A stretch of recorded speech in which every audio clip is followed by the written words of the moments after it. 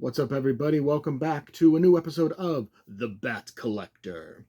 Now, I was originally going to do something a little bit different this episode. I was going to feature a statue as well as a Lego set, but I kind of dragged my feet a little bit in recording it, and by the time I had time to actually sit down and record some new stuff, TerrifiCon came and went. Now, for those that don't know, TerrifiCon is a Comic-Con here in Connecticut, and it's touted as Connecticut's #1 Comic-Con. And to me, it's really the Northeast's, I can talk, Northeast's #1 Comic-Con. Because, while New York is huge, it has a big artist alley, it's not really about comics. It is very much about pop culture. Now, TerrifiCon does feature celebrities, movie stars, TV stars, pro wrestlers, voiceover artists. For the most part, Comic-Con has a big, huge artist alley. It is very comic oriented, and it is definitely why that con is my favorite. So I figured for this episode, I'd feature a couple of books that I got signed this year at TerrifiCon, as well as a couple of awesome books I picked up for the collection. Now, first, we're going to feature the first person I met on Friday at TerrifiCon, which was the legendary John Romero Jr. Because it's the 60th anniversary of Spider-Man, TerrifiCon was very centered around Spider-Man guests, but me, and I know his work on Spider-Man, but for me, I'm a Batman fan, and I absolutely loved his work on All-Star Batman, which was written by Scott Snyder during the New 52. No, not the New 52, Rebirth, sorry. So I brought this to him, had him sign it. He just signs it nice and simply, JR, JR. And you know what? He was a really cool guy. He took the time to talk to everybody, appreciative of everybody that came up to him and talked to him, to meet him. He was just an awesome guy. And as you probably noticed, this book is also already signed by Scott Snyder, as well as Declan Shalvey, who does the art in the backup story. The next person I met in terms of Batman and the Bat Family was writer Stephanie Phillips, who, and I'm not bragging, but I suggested her as a guest to the guy that runs it, Mitch Halleck. And, him being a smartass, he's like, "Oh, do you know who her representation is?" So I went to her website. I'm like, "Yep, it's this place." And she responded with, "Yeah, that's correct," and blah, blah, blah. And next thing you know it, a few weeks later, a month later or so, boom, announced as a guest. Now, I've absolutely loving, because she's still writing it, her run of Harley Quinn ever since it restarted with a new #1 during the Infinite Frontier thing DC was doing. I don't think it's really called Infinite Frontier anymore. But she relaunched it with Riley Rosmo. And so I, of course, brought Harley Quinn #1 to get signed. I also brought her #1 of Grimm that she writes for Boom Studios, which is an amazing horror series so far, as well as her #1 of Wonder Woman Evolution. But it was just great to be able to talk to her about Harley as well as Grimm. And she's definitely one of the most chill and down-to-earth people I've ever met. And I've met a lot of fucking celebrities and comic creators. And I honestly really hope she comes back. This next one is technically not a comic creator. He's a celebrity, but he is a creator now because he wrote one of the stories in the DC Pride anthology this past June, that being the legendary Kevin Conroy. He wrote the final story in the anthology, in this book, and it was about him coming up as a gay man in Hollywood.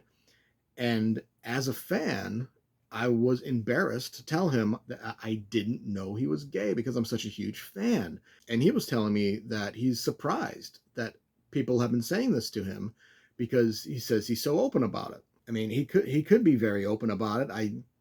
I guess I didn't know, because I'm not the kind of person who's going to follow and be obsessive over a celebrity's life. Their work, sure, but their personal life, not so much. But this is the second time I've met Kevin Conroy, and it's just so great to be able to tell him that, you know, growing up on his Batman, every time I read a Batman comic, whether it's the main title, Detective Comics, a mini series, or he's in Justice League or whatever, it doesn't matter who writes it, doesn't matter the title. When I read Batman, I hear Kevin Conroy's voice in my head because that man is Batman. The next person I met in terms of Batman was the legendary Jerry Conway, he's written a lot of Batman, the main title, the original Detective Comics, and he is the co-creator of Killer Croc. So I, of course, had to bring him Detective Comics 524, which features the first full appearance of Killer Croc. And to be able to talk to him about the creation of Croc and how, you know, he is one of my favorite villains because he really puts Batman to the test because he's a giant fucking crocodile. Well, I mean, he didn't start out like that. He had crocodilian features, but he didn't become the gigantic crocodile that we know until the Hush saga. But it was just great for the opportunity to talk to somebody as legendary as Jerry Conway about his career and what he's done for Batman. And he even mentioned how much he loved this cover, which is done by Ed Hannigan. Now, the final person I met in terms of Batman was Garth Ennis. Now, you're probably saying, Garth Ennis, what does he have to do with Batman? He created The Boys. He's written for Hellblazer. Well, he did a miniseries with Liam Sharp called Batman Reptilian. And, of course, got him sign it right there, right below the eye of the reptile. The story overall is about Killer Croc and how there's another mutated creature down in the sewers eating and killing, well, killing and eating people. And everyone thinks it's Croc. It's not Croc.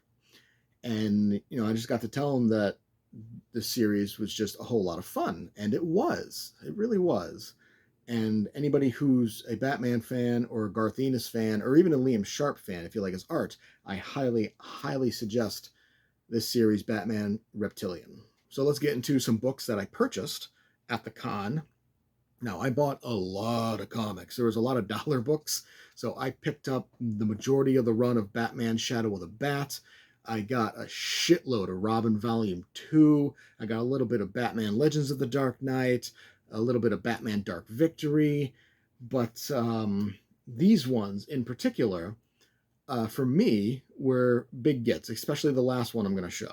Now, the first one I picked up was Batman number 199 from 1968.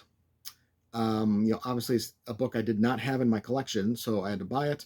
The vendor had only $5 on it.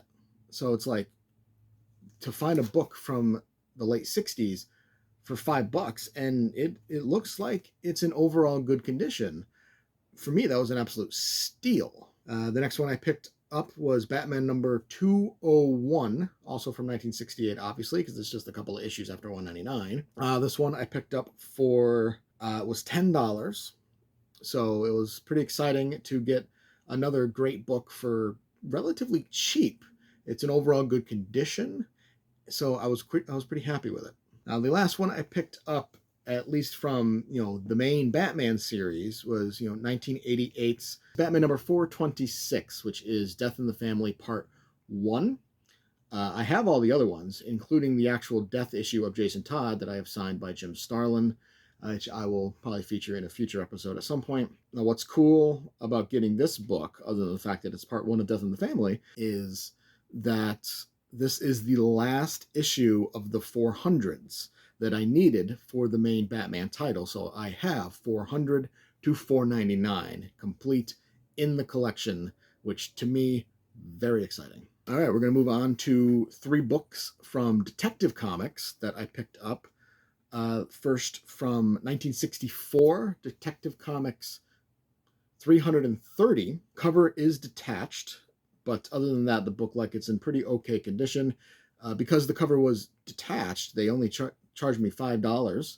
So another great cheap pickup that I absolutely love. And then I found from 1985 Detective Comics 554, which features the debut of a new Black Canary costume, and it pays the cover pays homage to Flash Comics number 92, which was Black Canary's first ever cover appearance. This one also only $10. Book is overall great condition, so $10. It's a win for me. And I've always liked Black Canary, so this is also a little exciting, though this costume, let's be honest, it's kind of ridiculous. You know, I've always liked Black Canary as a character. I've always liked Ollie as well, Green Arrow. So it's a great book to find.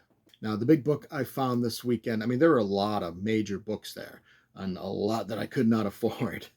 But this one is my shining moment, my shining grab for the weekend. And the best thing about this one is that I only had to spend $30 on it. I mean, granted, the book itself, it's pretty beat up. And that's probably why they couldn't charge top dollar. Because ever since the Suicide Squad movie, the first appearance of Polka Dot Man in Detective Comics 300, that has gone up in price significantly. So to find it for $30, I almost shit myself. I'm going to be completely honest. I was just looking through the bins. I was like, oh, expensive, expensive, expensive, expensive. Then I saw this, $30. I've never grabbed a book out of a box so fast. Well, that'll do it for this episode of The Bat Collector. I hope you enjoyed. If you did, leave a like, subscribe for more videos, and I will see you next time.